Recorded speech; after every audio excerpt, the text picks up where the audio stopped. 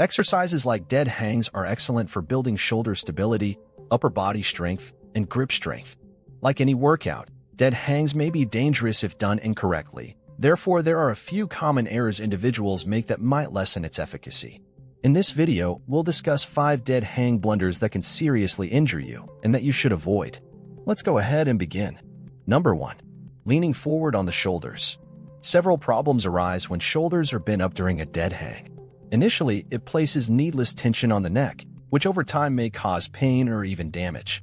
It may also result in shoulder impingement, a painful and inflamed condition that arises when the soft tissue between the ball of the upper arm bone and the shoulder blade is pinched.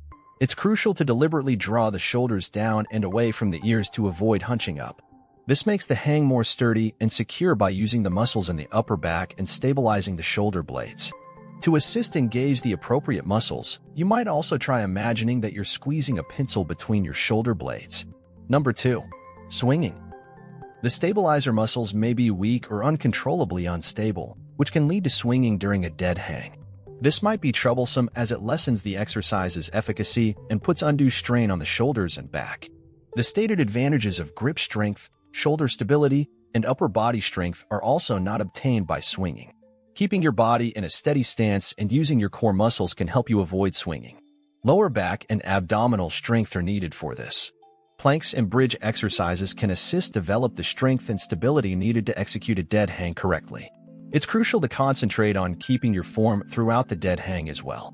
This requires keeping a motionless position, lowered shoulders, straight elbows, and a solid yet relaxed grasp.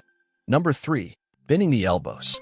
Weak grip strength or incorrect technique might cause the elbows to bend during a dead hang.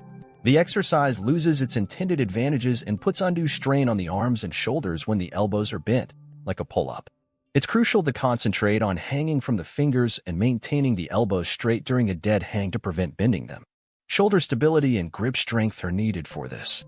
By practicing grip strength exercises, such as squeezing a hand gripper, you may strengthen your grasp.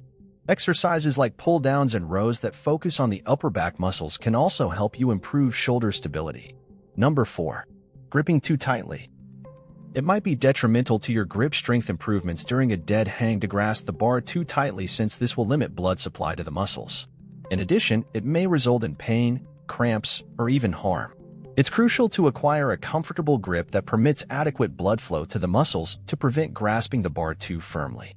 Grip power and body awareness are also needed for this. Exercises for grip strength, such as towel hangs and finger curls, can help you get stronger grips. You may also practice body awareness by paying attention to how you grasp the bar and how your fingers feel on it. Number 5. Not making use of the entire range of motion. A dead hang's efficiency is diminished and the shoulder and back muscles aren't fully engaged if the whole range of motion isn't used. Additionally, it restricts the advantages of grip strength, stamina, and general upper body strength. It is crucial to concentrate on completely extending the arms during the hang to prevent making this mistake. This makes the hang more sturdy and secure by using the muscles in the upper back and stabilizing the shoulder blades. Additionally, you may concentrate on increasing the range of motion in your shoulders by performing stretches and rotations. You may optimize the advantages of this exercise for grip strength, shoulder stability, and general upper body strength by utilizing the whole range of motion during a dead hang. The key to a successful dead hang is to follow all of these suggestions, regardless of whether they include keeping the shoulders down, avoiding swinging, keeping the elbows straight, grasping the bar firmly but not too tightly, or using the whole range of motion. It's crucial to keep in mind that development should be made gradually and that you should begin with a tolerable hang time before progressively increasing it. Don't forget to hit the like button if you liked the video, and feel free to ask any questions in the comments section below. For more videos similar to this one, don't forget to subscribe to our channel. See you in the next video on your screen.